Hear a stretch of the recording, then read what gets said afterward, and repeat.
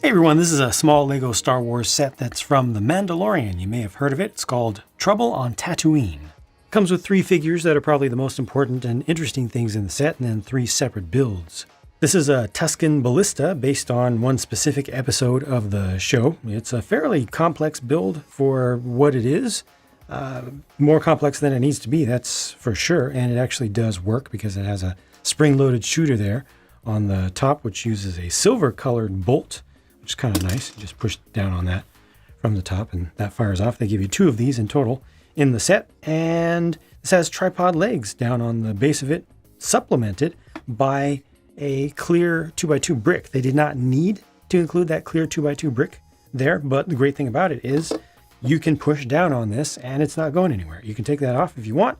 It'll hold itself up on just the little tripod legs, but I appreciate that little extra thing, which is just good for play and usability and display and everything. Just removes a little bit of possibility of frustration from having to pose this perfectly. This even has a little handle on the back, so you can have a figure walk right up to it and kind of pretend to aim the thing. This doesn't actually work, the little windlass or winch there, but you can turn it to pretend. And the design of this is so good that it almost feels like there is some stress in there. It almost feels like you can draw this back. I mean, technically speaking, there can easily be a little bit of stress in these fake lines here, because you can just kind of push down on them a little bit or pull up on them a little bit. And yeah, I don't know, it's pretty good. It captures the essence and the spirit of the thing, even though it doesn't do that much. You know, it just shoots one thing, but so it is the in-universe item. So I'm pretty happy with this. This is a bit of a Tusken Raider hut, and it's open obviously completely on one side. However, you can take this center section and remove that. And then if you were to buy 2 of this set, you could almost create something that is closed up, except it's actually super gappy. It's way more gappy than I expected it to be based on the photos. It's just super obvious. So yeah, not the greatest effort there. I think the build of it is fine, but what you can do with this is open it up to get easier access to the interior, or to imagine that it's a much larger thing, you know, a much larger structure. And then you can sit a figure here, you can sit a figure over here, and then, you know, you can come together and sip on some soup and watch the fire over here and have a chat. The speeder bike is maybe a little bit extra in its design, with the use of a lot of small pieces to really get a lot of detail in there. It is slightly oversized in width, but not something to worry about, not something that bugs me. I appreciate the look. I appreciate the earthy tones, how it can actually hold little Grogu over here on the side. You got another container, a saddlebag there. You can also attach Mando's weapon here, so you got that covered. And I mean, you can pick it up and you can toss it around. He can hold on to the handlebars, so that's good. You can ride with handlebars. And yeah, suggestion of the cannons up front. Good little build. Again, just maybe a little bit wide, but that's the worst thing I can say about it. Overall, this is executed really well, especially for its size. I'm so glad they didn't go super oversized like they tend to do with small vehicles and walkers and things. But yeah, this somehow manages to be durable enough, and yet it has a lot of little detail, and yet it scales pretty well to the figure. That's all important stuff to me. Looking at figures, here's the Tusken Raider with canonically accurate bantha dental pick. And I have liked this generation of Tusken Raiders, generally speaking, because of the good production value that they put into the headpiece especially. And yeah, they've continued it here. No complaints. Good details, good printing around the back. No printing on the arms or sides of the legs. I guess those are things that could have made it a little bit better, but not a whole lot is needed there. So overall, this is pretty good to me.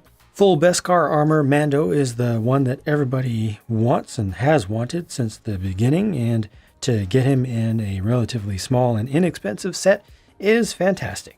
He has so they did not cheap out in this cheaper set on the arm printing there, so that looks pretty good, and the production work is very good. Nice crisp black lines, good even coverage of the spray of the silver. I think that the arms are actually done a little bit better than the torso, but the torso I think is fine. Legs, hips, all that's good. The helmet, I feel, is a little bit lacking. It's a little bit too plain and simple. Doesn't quite get the full picture across. It's acceptable, but I feel like it needed a little bit more. Yeah, just a little more molding and or some print to take the place of missing molding. And they do include the stockless version of his rifle there, which is very awkward. It needs a stock badly, very badly. Otherwise, it just looks weird. There's a lot of detail on the back of the torso, which you generally don't see because of the cloth, papery cloth piece. It forms his cape, but it's good when you do see it. It's better than it needs to be. And they've continued with no face for this character, just a plain black head. And last, we get Grogu, who is done pretty well, pretty appropriately. Once again, it's nice to get this highly desirable character in a relatively inexpensive set. I think the production work on this is also pretty good.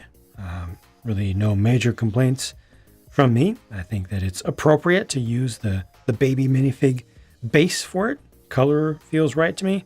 Sculpting feels pretty good, and there's some nice detail on the top of that head as well with the little grooves there, so this is pretty good. These are the leftover and or spare pieces, and actually there's one more that I neglected to show you. You actually get a total of 2 of the black old Agent's nozzle or gun piece here. One of them is a sidearm for Mando, and then this is an intentional spare of the bolt, so this is a nice selection for extras in such a small set.